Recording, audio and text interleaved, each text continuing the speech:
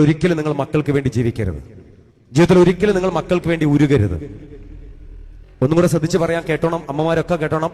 മക്കൾക്ക് വേണ്ടി നിങ്ങൾ ജീവിക്കരുത്, മക്കൾക്ക് വേണ്ടി നിങ്ങൾ ഉരുകരുത്. നിങ്ങൾ ഉരുകുകയാണെങ്കിൽ, നിങ്ങൾ ജീവിക്കുകയാണെങ്കിൽ നിങ്ങളുടെ മാതാപിതാക്കൾക്ക് വേണ്ടി നിങ്ങൾ ജീവിക്കണം. മക്കളെ നിങ്ങൾ വളർത്തണം.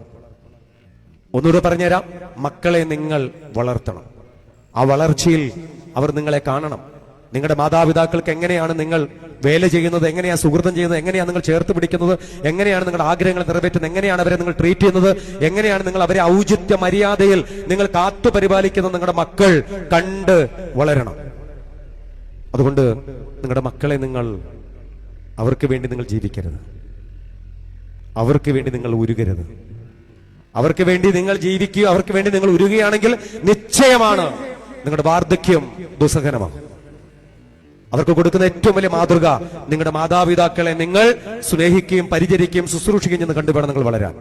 സംശയമുണ്ടെങ്കിൽ പരിശുദ്ധ ഖുർആന്റെ 25-ാമത്തെ ആയത്തെടുത്തൊന്ന് വായിച്ചാൽ മതി.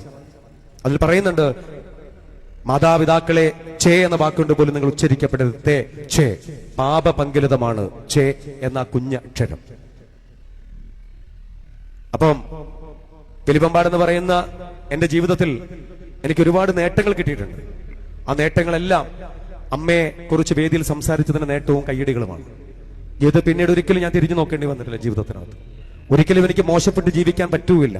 കാരണം ഞാൻ എന്റെ അമ്മയെ കൂടെ പിടിക്കുന്നവനാണ്. ഒരു ഉമ്മാനെ കൂടെ പിടിക്കുന്ന ഒരു മകനും ദുർമാർഗത്തിലേക്ക് സഞ്ചരിക്കാനോ ചിന്തിക്കാനോ ആ വ്യക്തിക്ക് കഴിയൂല. കാര്യം എന്താ? അവന്റെ ഹൃദയാന്തരങ്ങളിൽ എന്നും ഉമ്മ എന്ന നാമം ഉണ്ടാവും, എന്നും അവനെ മുമ്പോട്ട് നയിക്കപ്പെടും.